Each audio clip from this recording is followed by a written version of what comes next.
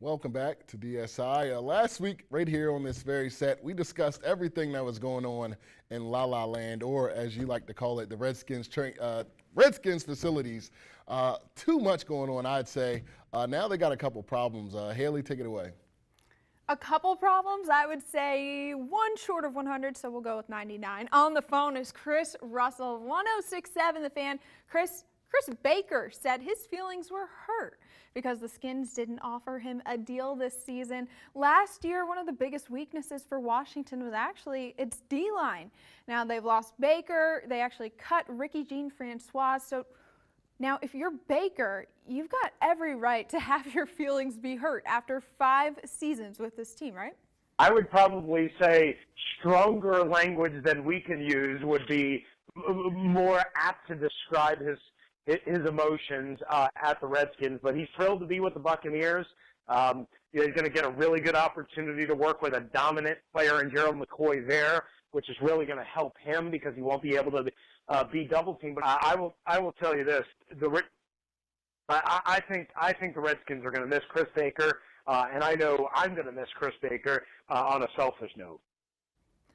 2 other big losses this offseason are veterans Deshaun Jackson and Pierre Garçon. A few additions this offseason will address those holes that those 2 leave. But what do you think is the status of the receiving corps?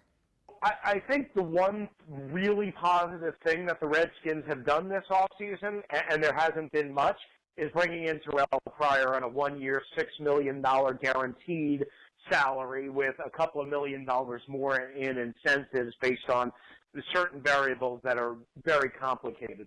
I think they stole him. I think they got him a guy with a major chip on his shoulder, a guy who I've been told works his butt off and then some, which is unlike a lot of young players that are still emerging and still developing. Look, he's raw. He's not Deshaun Jackson or Pierre Garçon in terms of route running and crispness and all that, but he's going to make them a lot better in the red zone.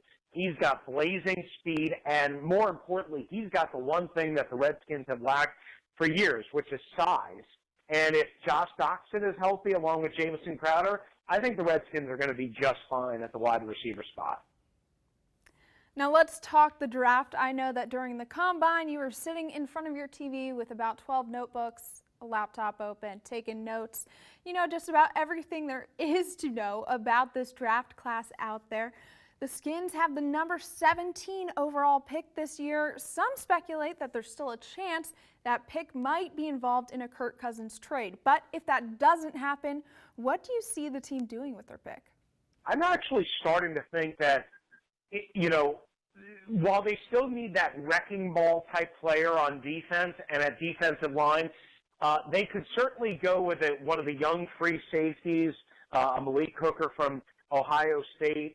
There's a couple of other kids. But I have this feeling that Leonard Fournette out of LSU or Dalvin Cook out of Florida State, the 2 top running backs, one of those guys is going to be sitting there at 17, and I don't think the Redskins are going to be able to resist taking them. And I wouldn't have any problem, by the way, with them taking them at that spot. They need to be more productive running the football no matter who the quarterback is, even if it's Kirk Cousins.